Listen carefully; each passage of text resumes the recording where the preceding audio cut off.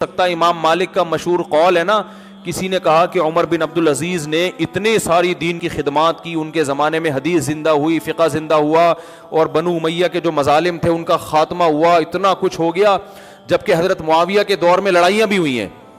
تو کیا عمر بن عبدالعزیز حضرت معاویہ سے بڑھ کر ہیں؟ حضرت امام مالک کو اتنا غضب آیا, اور ان کے الفاظ کا مفہوم میں بیان کر رہا ہوں. انہوں نے فرمایا کہ معاویہ جس گھوڑے پر بیٹھ کر نبی کی معیت میں جہاد کیا کرتے تھے, عمر بن عبدالعزیز اس گھوڑے کی اڑنے والی خاک کے برابر بھی نہیں ہے.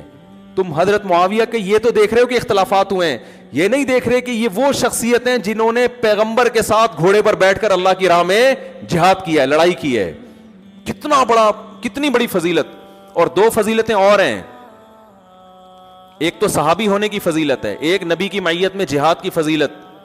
ایک اس سے بھی اہم ترین فضیلت یہ ہے کہ رسول اللہ صلی اللہ علیہ وسلم نے فرمایا, ابو داؤد کی حدیث ہے, ان احق الذی اکرم بہ الرجل ابنتہ او اختہ, سب سے زیادہ قابل احترام وہ شخص ہے, بلکہ یہ بھی نہیں فرمایا کہ سب سے زیادہ قابل احترام وہ شخص ہے جس کی بہن یا بیٹی تمہارے نکاح میں ہو, یہ الفاظ نہیں ہے. فرمایا کسی کا کہ اکرام کی بہت ساری وجوہات ہوتی ہیں.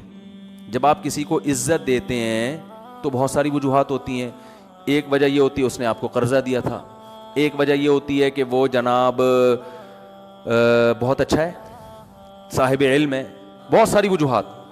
فرمایا وہ وجہ جس کی وجہ سے کسی شخص کو بہت زیادہ عزت دی جائے گی وہ یہ ہے کہ اس کی بیٹی یا بہن آپ کے نکاح میں ہو.